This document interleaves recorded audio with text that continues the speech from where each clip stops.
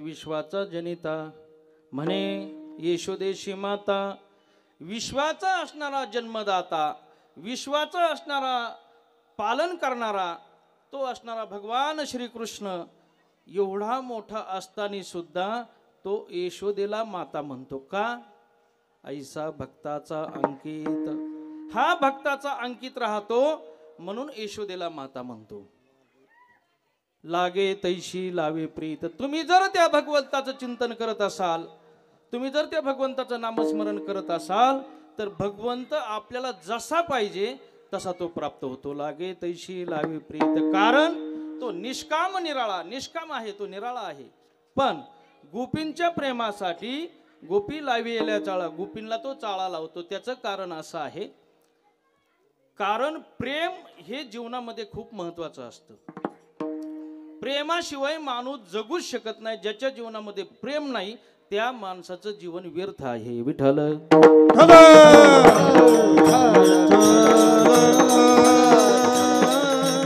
म्हणून भगवंतालाही प्रेमाची गरज आहे, साधू संतांनाही प्रेमाची गरज आहे आणि तुम्हा आम्हालाही प्रेमाची गरज आहे. प्रेमासाठी माणूस काहीही करू शकतो. मग विश्वाचा चालक असणारा ज्याने हे विश्व निर्मिलं तोही प्रेमासाठी आसुसलेला आहे. जिने हे विश्व निर्मिले महर्षी देवा संस्थापिले, 21 स्वर्गात धरिले पण सत्ता मात्र आपुली. आपुली सत्ता सगळं त्याच्या हातात असतानाही त्याला काही गरज आहे का?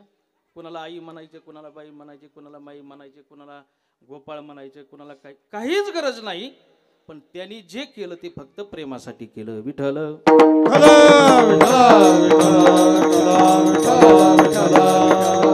आणि मग तो या ठिकाणी निष्काम असणारा, निराळा असणारा फक्त प्रेमासाठी इथं येतो. महाराज इथं आल्यानंतर त्याला यायची काय गरज आहे का? पण येतो तो. पण तो मूळचा कसा आहे? तो अव्यक्त आहे.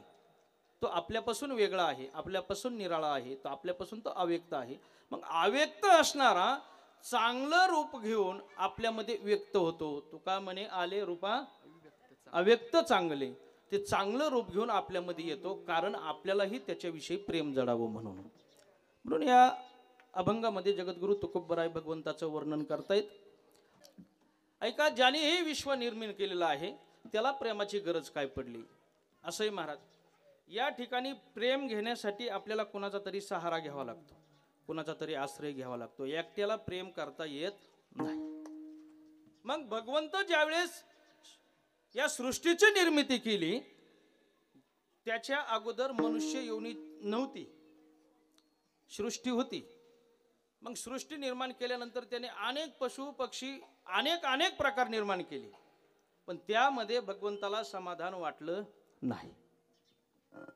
का नाही वाटलं समाधान? सुंदर असे प्राणी तयार केले, पशु पक्षी तयार केले, अनेक असे सौंदर्य जे आपल्याला दाखवतात. आपण बाहेर गेल्यानंतर फिरायला पाहतो किती सौंदर्य पाहायला मिळतं आपल्याला. डोंगरे असेल, विले असेल, झाडं असेल, अगदी सुंदर आपल्याला दृश्य पाहायला मिळतं. पण ते जरी तयार केलं तरी भगवंताला त्यामध्ये समाधान वाटलं नाही. का नाही समाधान वाटलं? भगवंताने विचार केला, अरे माझ्यासाठी मी हे सगळं निर्माण केलं. निर्माण केल्यानंतर हे जे दिसतंय पण मला कुणी पाहणार नाहीये ना, मला कुणी बघणार नाही ना. मी यांच्यावर जरी प्रेम केलं तर ते माझ्यावर प्रेम करत नाहीत ना, म्हणून मला हे करावं लागतंय. मग त्यांनी शेवटी पूर्वी या ठिकाणी काहीच नव्हतं. पूर्वी काहीच नव्हतं. मग काय होतं पूर्वी? फक्त एक शून्य होतं. हे जे आहे ना फक्त एक शून्य होतं. मग या ठिकाणी भगवंतानी एक माया निर्माण केली. तेथे एक माया निर्माण केली आणि मग त्यांनी सगळी ही ख्याती केली. मग त्या मायानं सगळी ही ख्याती केली आणि हे विश्व जन्माला आलं. विठ्ठल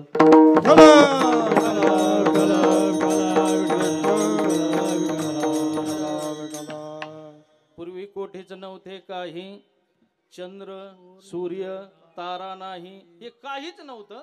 मग भगवंताला प्रेम करण्यासाठी सृष्टी निर्माण केली. त्यांनी मनुष्य हा प्राणी निर्माण केला.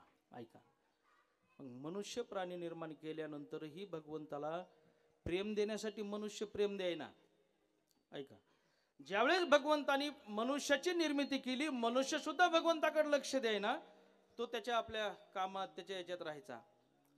पण भगवंताला वाटलं मी जर यांना सांगितलं मी भगवान आहे, माझी सेवा करा, मला प्रेम द्या, मी तुम्हाला प्रेम देतो, हा समाज ऐकणार नाही. मग स्वतः भगवंताला आपल्यामध्ये येऊन, मृत्यू लोकामध्ये येऊन आपल्यासारखं होऊन ते प्रेम प्रदान करावं लागलं. विठ्ठल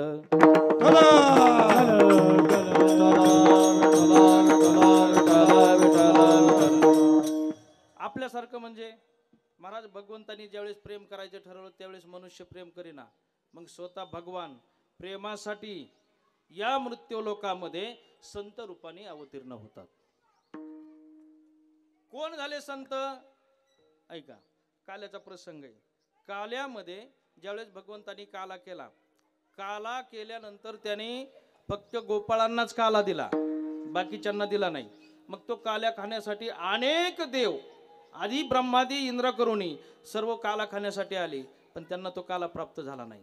मग तो काला खाण्यासाठी ते पाण्यात राहिले, देवजळी झाली, मासे. मग त्यांना काला मिळालाच नाही का? देवादिकांना मिळाला, पण कधी? ज्यावेळेस ते मनुष्य रूपात आले तेव्हा. कोण कोण आले मनुष्य रूपात त्याचं वर्णन महाराज करतात. ब्रह्मसोपान तो झाला, ब्रह्मसोपान तो झाला, ब्रह्मसोपान तो झाला, ब्रह्मसोपान तो झाला. भक्ती आनंद वर्तला, भक्ती आनंद वर्तला, भक्ती आनंद वर्तला, भक्ती आनंद वर्तला. महाविष्णूचा अवतार, महाविष्णूचा अवतार, महाविष्णूचा अवतार, महाविष्णूचा अवतार. ब्रह्म सोपान तो झाला. ब्रह्म या ठिकाणी आले कशासाठी? काला. काला फक्त आपण दही लाहीचा काला समजतो, पण तसं नाही. काला म्हणजे प्रेम. या प्रेमासाठी भगवंताला सुद्धा अवतार घ्यावा लागला. तो मानवाचा या मृत्यू लोकामध्ये यावं लागलं संत रूपाने. ब्रह्म सोपान तो झाला, भक्ती आनंद वर्तला. मग तो भक्तामध्ये आला आणि तो आनंद ते प्रेम प्राप्त करून त्या प्रेमासाठी तो या ठिकाणी आला. मग भगवंताने स्वतः हे प्रेम घेण्यासाठी या ठिकाणी ज्ञानेश्वर महाराज अवतारी पुरुष, सोपान काका अवतारी पुरुष, मुक्ताई अवतारी पुरुष, हे सगळे देवाचे अवतार. आदिशक्ती, मुक्ताबाई, दाशी जने लागे पायी, हे असणारे सगळं फक्त प्रेमासाठी भगवंताने घेतलेले अवतार. म्हणून जगद्गुरु तुकोबाराला म्हणावं वाटलं विश्वाचा जनिता. अरे विश्वाचा असणारा, जन्म देणारा, विश्वाला प्रस्तुत करणारा तो असणारा भगवान या ठिकाणी येतो. कशासाठी? फक्त प्रेमासाठी. विश्वाचा जनिता. आणि इथं येऊन काय करतो? जी यशोदा मैया आहे तिला तो माता म्हणतो. अभंगाचं प्रथम विश्वाचा जनिता, विश्वाचा जनिता, विश्वाचा जनिता, विश्वाचा जनिता, विश्वाचा जनिता, विश्वाचा जनिता, विश्वाचा जनिता, विश्वाचा जनिता, विश्वाचा जनिता,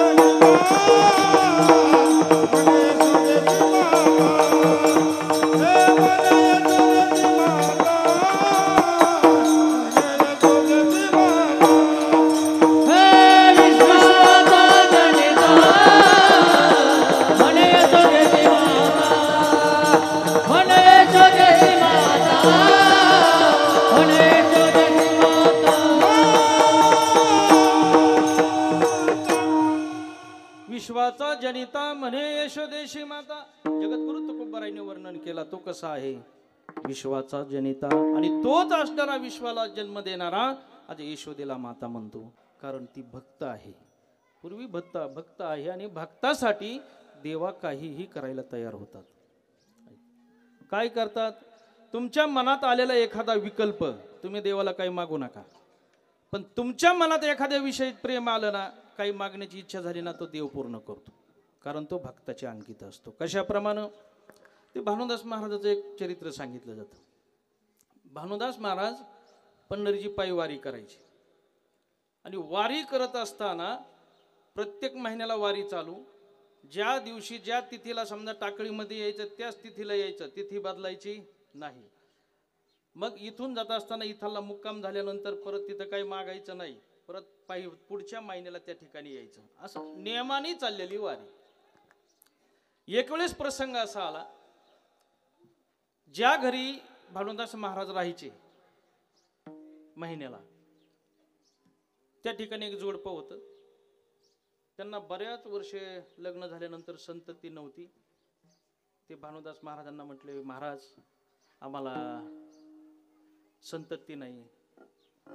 भानुदास महाराज सहज म्हटले, काही नाही, होऊन जाईल म्हटले. ते काम भगवंतानी त्यांचं केलं. त्यांना मुलगा झाला. मुलगा झाल्यानंतर 12-13 वर्षाचा तो मुलगा झाला. 12-13 वर्षाचा झाला. ज्या दिवशी भानुदास महाराज आपल्या घरी येणार त्या दिवशी तो 12 वर्षाचा मुलगा मरण पावला. दुपारच्या वेळेत मरण पावल्यानंतर बाप आक्रोश करू लागला, आई आक्रोश करू लागला. एकुलता एक मुलगा आपल्या समोर गेला आणि त्याच्यासारखं दुःख कुठलंच नसतं. आई वडील आक्रोश करू लागले. संध्याकाळचे 5-6 वाजत आले. संध्याकाळी भानुदास महाराज त्या दिवशी घरी येणार. मग पती असणारा आपल्या पत्नीला सांगतोय, आता आक्रोश करू नको आणि आता आपल्या लेकराचा अंत्यविधीही करता येणार नाही. म्हणले, का, आता वेळ नाही एवढा, आणि आपण जर अंत्यविधीला गेलो, भानुदास महाराज जर इथं आले तर आपली सेवा टळेल, सेवा चुकेल. इतकं तत्पर संतांच्या सेवेत राहिलं पाहिजे. ऐका, सेवा चुकेल. मग आपण असं करू, या लेकराला आतमध्ये दिवाणवर झोपून टाकू आणि उद्या सकाळी भानुदास महाराज गेले की मग आपण यांचा अंत्यविधी करू. हे ज्यावेळेस मालकानं सांगितलं, हे पत्नीनं ऐकलं आणि पत्नीनंही लगेच कबूल केलं. बरोबर आहे, आता मी आक्रोश करणं योग्य नाही. महाराज, हे एवढं पतीविषयी प्रेम असायचं. इतक्या दुःखात सुद्धा पत्नीला सांगितलं की आता आक्रोश करू नको, बाळाला झोपव आतमध्ये, सकाळी आपण त्याचा अंत्यविधी करू. महाराज संध्याकाळच्या वेळेस लगेच त्या महिलेनं त्या बाळाला घेतलं, आतमध्ये क्वाटवर नेऊन टाकलं, त्याच्यावर पांघरून टाकलं. बाळ गेलेलंय, पांघरून टाकलं. आणि संध्याकाळच्या वेळेस भानुदास महाराज गळ्यात पडशी पताका घेऊन, विठ्ठल विठ्ठल विठ्ठला माझ्या विठ्ठला पांडुरंगा, सुंदर मुखामध्ये भजन आहे. आणि त्या घरी येतात. तोपर्यंत त्या माता माऊलीनं सुंदर साडा टाकला, रांगोळ काढली, बाहेर घोंगडी टाकली. भानुदास महाराज आले. आल्यानंतर त्यांनी ती पडशी पताका टेकवली, त्यांना पाणी दिलं, हातपाय धुवायला ते घोंगडीवर बसले. बसल्यानंतर त्यांनी हरिपाठ घेतला आणि नंतर तोपर्यंत त्या माऊलीने स्वयंपाक केला. 2 पात्र टाकले जेवायला. भानुदास महाराज आणि त्यांचे मालक जेवायला बसले. आतमध्ये मुलगा मेलेला आहे, झोपवलेला आहे. भानुदास महाराजाला ताट वाढलं, त्यांच्या मालकाला ताट वाढलं, पाणी फिरवलं आणि घास मोडला. आणि इथपर्यंत घास आला. भानुदास महाराजांना आठवण झाली. म्हणले, आपलं बाळ कुठे, मुलगा कुठे तुमचा? घास खाल्ला नाही भानुदास महाराजांनी, हातात धरला. आणि मालकाने शेजारी सांगितलं, म्हणले, बाबा तो आज लय दमलाय, टाकळीत काला होता, इकडे तिकडे उदाळ्या घातल्या, म्हणजे लय दमलाय तो आज, तो झोपलाय, त्याला झोपू द्या, तुम्ही जेवण करा. नाही नाही म्हणले, त्याला सांगा मी आलोय म्हटल्यानंतर तो येईल आणि माझ्याजवळ बसेल. हे शब्द ज्यावेळेस आतून आईनं ऐकले त्यावेळेस आईने मोठ्याने हांबरडा फोडला. महाराज, कुणाला उठा म्हणतायत तुम्ही? अहो, ज्याला उठा म्हणतायत ना, तो अशा ठिकाणी गेलाय, तो आता परत येऊ शकत नाही. घास हातात तसाच भानुदास महाराजांच्या. म्हणले, झालं काय? अहो म्हणले, बाबा आज दुपारी तो या जगाचा निरोप घेऊन गेलाय. कुठं आहे तो? म्हणले, तो आतमध्ये झोपवलाय. भानुदास महाराजांच्या डोळ्यावर पाणी आलं. अरे माझ्या सेवेसाठी स्वतःचा असणारा मुलगा मरण पावलेला तो कॉटवर झोपवलाय आणि मला जिवंत आहे म्हणून सांगतायत. काय भक्ती आहे. आणि त्यांनी देवाला म्हटलं नाही या बाईचा मुलगा जिवंत कर. ऐका भगवंत कसं काम करतो. देवाला म्हणले नाही, डोळ्यावाट पाणी आलंय, हातामध्ये घास तसाच आहे आणि भगवंताला म्हणतात देवा अरे इतके भक्त माझ्या सेवेसाठी स्वतःचा मुलगा त्यांनी आतमध्ये झोपवला. आशंका जिवंत असतात तर काय म्हटले ते जिवंत असतात तर कर नाही म्हटले. भगवंत इतक्या जवळ असतो महाराज भक्ताच्या. तुमच्या मनात आलेली संकल्पना तो लगेच पूर्ण करतो. ऐसा भक्ताचा अंकित. कर म्हटल्याबरोबर जसं झोपेतून मुलाने उठावं तसं त्या मुलाने पांघरून झकटलं बाबांच्या शेजारी येऊन जेवायला बसला. काय महिमा आहे. फक्त संत पूजा ज्याने केली, ज्याने संतांची पूजा केली, ज्याने देवाची पूजा केली, भक्त त्यांच्या अंकित असतो. ऐसा भक्ताचा अंकित. असा असणारा भगवंत भक्तासाठी काहीही करण्याची तयारी असते. काय करण्याची तयारी असते. एक वेळेस म्हणतात भगवान कृष्ण रडायला लागले. एवढे रडायला लागले कुणीही जवळ आलं तरी ते राहणार. खोळखोळा दिला तरी राहणार, चॉकलेट दिलं तरी राहणार. निश्चित रडायचे. मग काय करावं. कुणी माता माऊली आले की म्हणायचे यशोदे तुला तर कळतच नाही बघ, तुला सांभाळताच येत नाही, नीट सांभाळीत जा ना ग. का रडायला लागला पहा ना त्याला. म्हाताऱ्या माणसाने कडावर घ्यायचं तरी रडायचा, त्यांच्या बाबांनी कडावर घेतला तरी रडायचा. शेवटी रडायचा राहिना. तेवढ्यामध्ये राधा समोर दिसले की लगेच खुद कोणी हसायला लागले. लगेच यशोदा म्हणते ए राधे काय केलं ग तू, तुला पाहिल्याबरोबर हसायला लागला. मग ती राधा म्हणते याच्यासाठी मग काय केलंय, अनेक जन्म त्याची तपश्चर्या केली ना, त्याला काय होतंय हसायला. तुम्हाला पाहिल्यानंतर हसणारच आहे. खूप तपश्चर्या केली. मग एक काम कर ना, याला घेऊन जा म्हणले तुझ्या बरोबरच. महाराज कृष्णाला राधेने बरोबर घेतलं आणि आपल्या घरी घेऊन आली. आल्यानंतर तिचा असणारा मालक अनया ती रानात गेलेला होता. घरी आणल्यानंतर भगवान कृष्णाला पाहिलं. इतका आनंद झाला, इतका गोड दिसत होता लल्ला. पाहत राहिली आणि म्हणते ए लल्ला, ए कानया किती सुंदर दिसतोस रे तू, पण काय करू आता मी मोठी पडले, तू लहान. तू मोठा असता तर किती आपल्याला आनंद घेता आला असता. हे शब्द भगवंताने ऐकले. लगेच म्हणतोय हो काय मोठा म्हणून. हा म्हणले देवा हो ना मोठा. आणि 20-25 वर्षाचा भगवान कृष्ण त्या पलंगावर बसला आणि मोठ्याने गप्पा त्यांच्या चालू झाल्या राधेच्या आणि भगवंताच्या. ह्या गप्पा बाहेरून एका चांडाळ चौकडीने ऐकल्या. कोणतरी पुरुष मंडळी आतमध्ये गप्पा मारते राधे बरोबर. अनयाला जाऊन सांगितलं ए अनया रानात काय करतोस. म्हणले काय बघ तुझ्या घरी कोण आहे. कोणतरी पुरुष घरी आहे.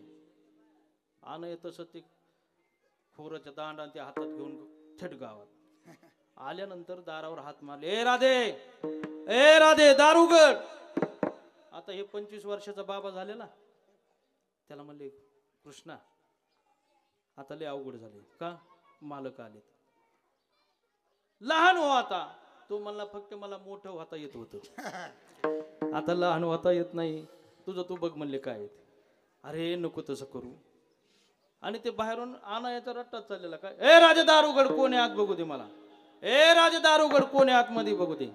महाराज शेवटी भगवंताचे पाय धरले राजेने. हे देवा तू असं केल्यावर कसं व्हायचं रे. हो ना बारीक लहान हो ना. त्यावेळेस कृष्ण म्हणतो होतो लहान. जा म्हणलं दार उघड. आणि ते लगेच लहान झाला.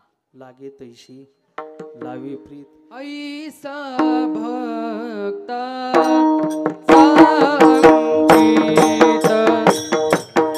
ऐसा भक्ता संगीत ऐसा भक्ता ऐसा भक्ता ऐसा भक्ता संगीत ऐसा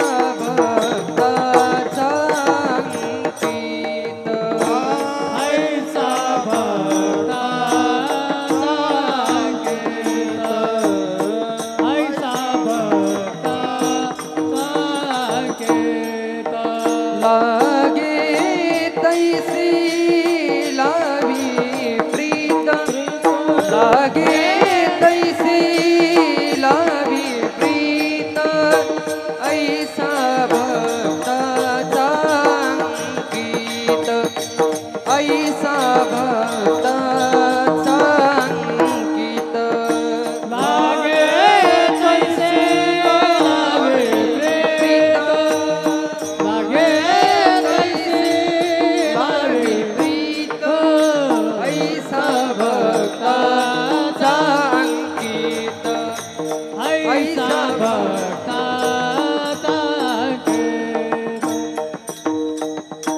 ऐसा भक्ताचा अंकित जसा भक्त म्हणेल तसा भगवान करतायत. भगवंताला सांगितलं लहान हो. भगवंत म्हणतायत जा दारू उघड. आणि तेवढ्यामध्ये भगवान लहान झाले. लहान झालेलं पाहिल्यानंतर राधेनं पदराचा काचा कोचा खावला आणि दरवाजा उघडायला आली. बाहेरून आणाय म्हणतो ए राधे उघड ना दार. खाडकन कडी उघडली. काय तुम्हाला म्हणले ऐका नाही लाच पीच काय का काय झालं एवढं वरडायला. अगं आतमध्ये कोणत्या तरी पुरुषाच्या मोठ्याने आवाज येतो. लाज वाटते का तुम्हाला. हे तोरा करायला लागली ना बाई. हा एवढा तोरा करायला लागले. ते म्हणलं अरे मी माझ्या कानाने आवाज ऐकलाय तरी माझ्यावर एवढी गरम होते. कोण आहे मला दाखव आतमध्ये. कोण आहे दाखवात. राधेनं आणायला हातात धरलं आणि फरफर फरफर ओढत आणलं. कोण आहे कोण मोठं दिसलं तुम्हाला. कोणत्या मोठ्या माणसाचा आवाज ऐकला. मोठ्या माणसाचा आवाज नाही लेकरू मोठ्याच आहे. ज्यावेळेस त्यांनी पाहिलं ती लहान असणारी गोंडस असणारी भगवान कृष्णाची ती छबी पाहिली आणि अनया सुद्धा अनावर झाला. घाईवरून आला आणि त्या लल्लाला पाहिलं कडेवर घेतलं. किती छान रे तू किती छान. आणि मग त्याचे मुके घेऊ लागला. महाराज भगवंत काय करतात आपल्या भक्तासाठी काही करण्याची ताकद असते त्यांच्याकडे. पण कोणासाठी फक्त भक्तासाठी. त्या परळी वैजनाथ मध्ये भक्तासाठी काय केलं.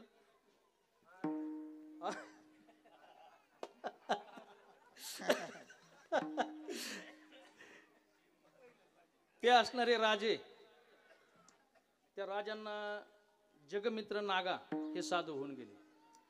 जगमित्र नागा असे होते कुणाचं काही घेणं नाही देणं नाही मिळालं तर खायचं नाही मिळालं तरी तसंच राहायचं पण भगवंताचं नामस्मरण करायचं. पण असं येतात त्या ज्यांना कुणाचंच घेणं देणं नसतं ते त्यांच्या कामात असते ते नामस्मरण करतात हे सुद्धा काहीला देखवत नाही. कुणाचा त्रास नसतो त्यांना पण तरी ते त्याला त्रास द्यायचं बघतात का किंवा असा वागतोय म्हणून.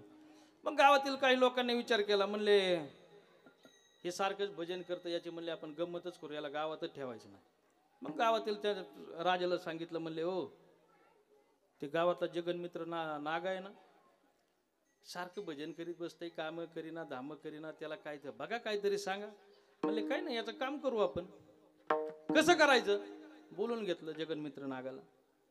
बोलून घेतलं म्हणले महाराज काय चाललंय. म्हणले काय नाही रामकृष्ण हरी जय जय रामकृष्ण हरी याच्याशिवाय काय चालायचं आमचं.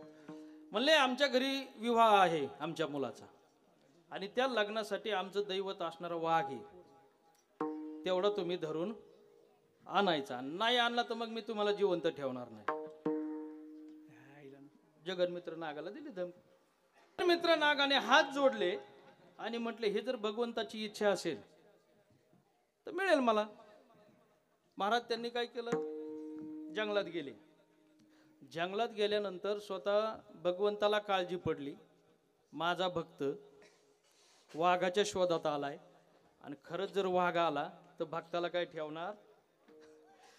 मग स्वतः भगवंत त्या ठिकाणी वाघ झाले. वाघ झाल्यानंतर त्याच्या जवळ आले. कोणाच्या जगन्मित्र नागाच्या. जगन्मित्र नागाने आपल्या गळ्यातला पंचा काढला. आपण जसं शिळीला बांधतो ना तसा गळ्यात बांधला आणि हातात धरला. काय हातात धरला. ज्यावेळेस गल्लीतून येताना पाहिलं त्यावेळेस लोक सगळे घरात दार बंद करून घ्यायला लागले पळायला लागले. अरे म्हणले हे काय आणि वाघ आलाय. म्हणले आता याला वाघाला जर तोंडाला एखाद्या माणसाचं रक्त लागलं तर गावात माणूस ठेवायचं नाही कळतं का नाही म्हणलं या महाराजाला. पण काय नाही ते त्यांच्या मस्तीत हातामध्ये वाघ आणि चाललंय भजन रामकृष्ण हरी जय जय रामकृष्ण हरी. हातामध्ये वाघ घेऊन आले. आल्यानंतर पाटलाच्या त्या राजाच्या वाड्यासमोर आले. बाहेरूनच हाक मारली, राजेसाहेब. राजेसाहेब बाहेर आले दरवाजापर्यंत. त्यांनी ती पाहिलं, यांच्या हातात काय दुसरं नव्हतं, काही वाघ होता. हातात वाघ पाहिला. राजाने जो पितांबर घातला होता ना, तो पांढरा राहिलाच नाही, फक्त पाहिला लांबून. मग सांगितलं, ओ म्हणले हे तुमचं दैवत, तुम्हाला लागतंय ना पूजेला, हे घेऊन आलोय, घ्या घेऊन. हे शब्द ज्यावेळेस राजाने ऐकले त्यावेळेस तिथूनच लोटांगण घातलं. म्हणले महाराज याला नका आणू, तुमचा अधिकार कळला आम्हाला, त्याला परत पाठवून द्या. लागे तैशी लावी प्रीत. महाराज भक्तासाठी भगवंत कशाशीही झुंज देतो, कशासाठीही तो त्याच्या जवळ असतो. फक्त त्याला लागतं ते प्रेम, आणि त्या प्रेमासाठी भगवान या ठिकाणी येतो. विश्वाचा जनिता म्हणे यशोदेशी माता, विठोबा रखुमाई, विठोबा रखुमाई, विठोबा रखुमाई, विठोबा रखुमाई, विठोबा रखुमाई, विठोबा रखुमाई,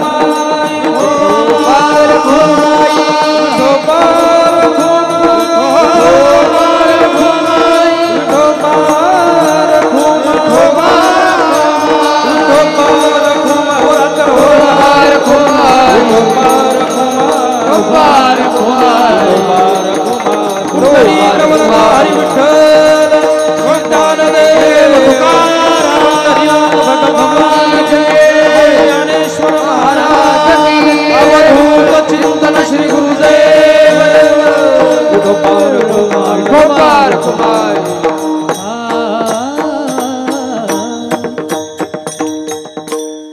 घ्या खाली. विश्वाचा जनिता म्हणे यशोदेशी माता, ऐसा भक्ताचा अंकित, लागे तैशी लावी प्रीत. महाराज आज काल्याचा दिवस, आणि काल्याचा दिवस म्हटल्यानंतर आज दुसरं काही बोलायचं नसतं, पण तरी अभंगाचा थोडा भावार्थ करण्याचा प्रयत्न केला. आजचा दिवस काल्याचा आहे. काल्याच्या दिवशी दुसरं काहीच म्हणायचं नसतं. मग काय म्हणायचं?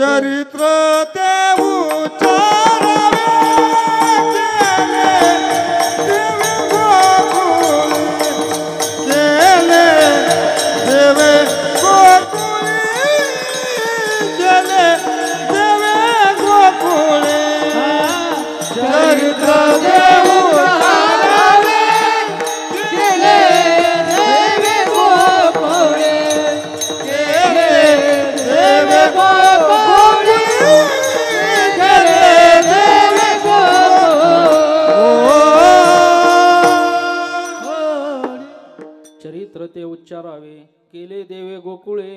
गोकुळामध्ये जे चरित्र केलं त्याचं उच्चारण करायचं, आचार करायचा नाही. कारण भगवंताच्या चरित्राचा उच्चार केल्यानंतर माणसाला जे प्रेम समाधान, प्रेम मिळतं, जो आनंद मिळतो, फक्त चरित्र ऐकल्याने मिळतो. त्यांच्यासारखं वर्तन केल्याने मिळत नाही. आचरण करायचं प्रभू रामचंद्राचं, आणि उच्चार करायचा श्रीकृष्णाच्या चरित्रात. उच्चारच काय म्हणते, काय झालं आम्हाला काय जमत नाही का कृष्णासारखं राहायला? अरे त्यांनी 16,108 केल्या, आपल्याला एक मिळाला ना आता. आपण त्यांची बराबरी करू शकत नाही. त्यांनी 16 गाव अग्नी गिळला, आपल्या जिभेवर इस्तू ठेवला, चालेल का? हे म्हणून ऐकायचं, त्यांच्यासारखं वर्तन करायचं नाही. म्हणून चरित्र ते उच्चारावे. ते ये दशे चरित्रे केले नारायणे, रांगता गोधने राखीत आहे. 11 वर्षामध्ये जे चरित्र केलेलं आहे त्याचं उच्चारण करायचं, त्याच्या पुढचं बी नाही करायचं. आपण भागवतामध्ये ऐकून गेलेला आहात, त्याच्या पुढचं नाही 11 वर्षामध्ये. मग काय जे रांगताने चरित्र केलं त्याचा उच्चार करायचा. मग भगवानांचा जन्म झाला. जन्म झाल्यानंतर त्यांना गोकुळात नेलं. गोकुळात नेल्यानंतर ते थोडे थोडे मोठे होऊ लागले. मोठे होऊ लागल्यानंतर ते आपल्या मित्रांना बोलून घ्यायला लागले. ए मित्रा हो, ए गोपाळा हो. गोपाळांना बोलून घेतलं. वाकड्या, सुदामा, बोबड्या हे सगळ्यांना बोलून घेतलं. बोलून घेतल्यानंतर म्हटलं, तुम्ही असे उद्बत्ती पैलवान का रे? तुम्हाला खायला मिळत नाही का? सविस्तर सांगताच येणार नाही, तर 10 मिनिट आहेत माझ्या हातात. मग खायला मिळत नाही का? म्हणले नाही ना. म्हणले दूध जातं डिरीला आणि ताक आमच्या ढेरीला. आरोग्याला ताक खूप चांगलं आहे असं घरचे म्हणतात, म्हणून कृष्ण ताकावर असतो रे. नाहीतर घरी भरपूर आहे खायला पण मिळत नाही ना. मग म्हणले मी तुम्हाला खायला देतो. भगवान म्हणतात मी तुम्हाला खायला देतो. देवाला विचारलं, देवा तू स्वतः खायला देणार? म्हणले हो. तुझ्या घरचं? अजिबात नाही. मोठे माणसं आपल्या घरचं कधी देत नसतात. कृष्णापासूनचा नियम आहे. देवा मग अरे तुम्हाला चोऱ्या करून खाऊ घालणार. देवा चोऱ्या करणार? म्हणले हो. कुठं? अरे तुमच्याच घरी चोरी करणार आणि तुम्हाला खाऊ घालणार. म्हणजे तुमच्या घरी आहे ना, तुमच्या डिरीला जातंय ना, तिकडे जाऊ देणार नाही. तुम्ही ते फक्त खायचं काम करायचं आणि जे मी सांगन फक्त तेवढंच करायचंय. बाकी काही करायचं नाही. जास्त डोकं चालवायचं नाही. मी सांगन तेवढंच करायचं. मी आज तुमच्या सगळ्या गोपाळांचा मुकादम, तुमचा अध्यक्ष मी सांगन तसं राहायचं. दुसरं काय करायचं नाही. म्हणले बर. काय करायचं देवा? मला ज्यावेळेस चोरीला जायचं त्यावेळेस सगळ्यांनी हळूहळू चालायचं. हळूहळू चला. चालत असताना गप्पा मारीत चालताना हे चालणार नाही. चोरी करायला गप्पा मारत जाता येत नाही. लोक आपल्याला ओळखतील. मग कोणी कोणाशी न बोला, गपचूप जायचं. काहीच करायचं नाही. चोरीचं साहित्य? म्हणले हो सगळं घ्यायचं. तुम्हाला सगळ्याला चरित्र पाठ झालेलं आहे. सगळं साहित्य घेतलं आणि घेतल्यानंतर चोरीला त्यांनी प्रारंभ केला. एवढ्या चोऱ्या करायला सुरुवात केली. एवढ्या. आणि मग चोरी करत असताना एक वेळेस सगळ्या गोपिका जमल्या. म्हणले आपल्या गावामध्ये सगळ्या चोरीचा सुळसुळा सुटलाय. कोण चोऱ्या करतय याचा कोणी तपास लावतय का? कोणी बाहेर गावून येतय का? मग त्यांच्यामध्ये एक असणारी गोपिका म्हटली मी त्या चोरीचा तपास लावून दाखवते. म्हणले तू लावते? म्हणले हो. कसा लावते? म्हणले पा महाराज तिने चोरीचा तपास लावण्यासाठी अनेक प्रयत्न केले. प्रयत्न केल्यानंतरही सापडना. पण असे ज्यावेळी चोरीचा तपास बाहेरून लागत नाही, इकडे मी चोरीचा तपास ज्यावेळेस बाहेरून लागत नाही त्यावेळेस माणसाने आपल्या घरातून सुरुवात करायची असते. विचार केला आता आपल्या घरातूनच सुरुवात करू. तिचं सकाळचं पोरग उठलं. सकाळच्याला उठल्यानंतर त्याने ते डोळे चोळीतच बाहेर निघलं. लगेच गोपी त्याला म्हणली बोबड्या ताई आई कुठं निघला सकाळी सकाळी? म्हणला चाललो देवाकडं. देवाकडे चालला? कशाला रे? आज तू जेवण नाही केलं, चहा नाही घेतला, बटर नाही खाल्लं, कुठं चालला तसाच? म्हणला खाईन तिकडच. तिच्या लक्षात आलं इथं काहीतरी पाणी मुरतंय. त्याला विचारलं इकडे चल. अरे म्हणले मी 8 दिवस झाले पाहते तू एक दिवस घरी जेवायला नाही. मग जातो कुठं तू खायला? तुला कोण खाऊ घालतं? तेव्हा तो म्हणला सप्ताह चालू आहे ना गावात, पंक्तीला काय कमी आहे का? संध्याकाळची फुल पंगत, दुपारी पंक्ती, खायला कमीच नाही. अरे म्हणले सप्ताह बी झालाय आता कुठं जातो? तो म्हणला आम्हाला कृष्ण देतो. कृष्ण देतो? त्याचा देतो का? म्हणला आई जाऊ दे, तुला काय करायचं, खातोय ना कुठं तरी. अरे पण तू आता खाऊन जा ना, आता सप्ताह संपलाय, आता तरी खाऊन जा. म्हणला काय खायला? ते म्हणले ताकन भाकर. ते म्हणला ताक फुळूक. त्याने असं वाकडं तिकडं तोंड केलं, म्हणला फुळूक आणि निघायला लागला. ते म्हणले आतापर्यंत ही ताकाशिवाय दुसरं खात नव्हतं आणि आज ताकाला फुळूक म्हणते, नेमकं भानगड काय? इकडे म्हणले त्याच्या हाताला झालं. सांग म्हणले खरं सांग, काय खातो, कुठं खातो? मग त्यांनी सांगितलं. म्हणला आई कुणालाच सांगू नको, आमचा देव आम्हाला देतो. आम्ही काय कुणाचं खातो? आम्ही कुणाचंच खात नाही तर आमचा देव आम्हाला देतो. अरे देव देतो पण कुणाचं देतो? म्हणला आम्ही चोऱ्या करून खातो. मग त्यांनी सगळं सांगितलं. मग यशोद्याकडे घराने येऊ लागले. ए यशोदे तुझ्या कानाला आवर ना, आणि तुला काय सांगायला गेलं तर तुला राग येतो ना. यशोदे ग तुला येईल राग, तुझ्या कृष्णाला काहीतरी सांग ग. यशोदे तुला येईल राग. अगं तुला राग येईन. यशोदा म्हणते माझं बाळ तसं आहे काय? बाळ सगुण गुणाचे ताने, बाळ दिसतय गोजिरवाने, काही सांगता गाराने गे गोकुळच्या नारी. काय गाराने सांगतात? कारण आपल्या लेकराचं कोणीच असं म्हणजे काही सांगितलं ना त्या लेकराविषयी कोणत्याच आईला पटत नाही. कसं असू दे ते नाही पटत. यशोदा म्हणले नाही नाही तसं करणारच नाही. आणि त्यांनी शेवटी घरीच चोरी केली. यशोदेने पाहिलं. मग यशोदेला सांगितलं, यशोदे आता तरी तुला आता तरी तुला कळलं ना. यशोदेला अनुभव आला की नक्कीच हे चोरी करते. मग त्यांनी सांगितलं आता तू इथं नाही राहायचं. म्हणले मग उद्या जाई राणा उद्या जाई राणा उद्या जाई राणा उद्या जाई राणा सवे घेऊन गोधना सवे घेऊन गोधना घेऊन गोधना सवे घेऊन गोधना सवे घेऊन गोधना सवे घेऊन गोधना. यशोदेने सांगितलं उद्या इथं राहायचं नाही, उद्या रानात जायचं. मग सगळ्या गोपाळांना सांगितलं उद्या आपल्याला रानात जायचंय. मग सगळ्या गोपाळांनी तयारी केली रानात जाण्यासाठी. यशोदेने सुंदर भगवंताला नटवलं. आणि नटवून सगळ्या गोपाळांना सांगितलं एक काम करा. काय? दोरी नका जाओ जवळची खेळा. आईचं प्रेम असतं ना ते गोपाळांना सांगते. दोरी नका जाओ जवळची खेळा सांभाळा मुरारी प्राण माझा सांभाळा मुरारी प्राण माझा सांभाळा मुरारे प्राण माझा सांभाळ मुरारे प्राण माझा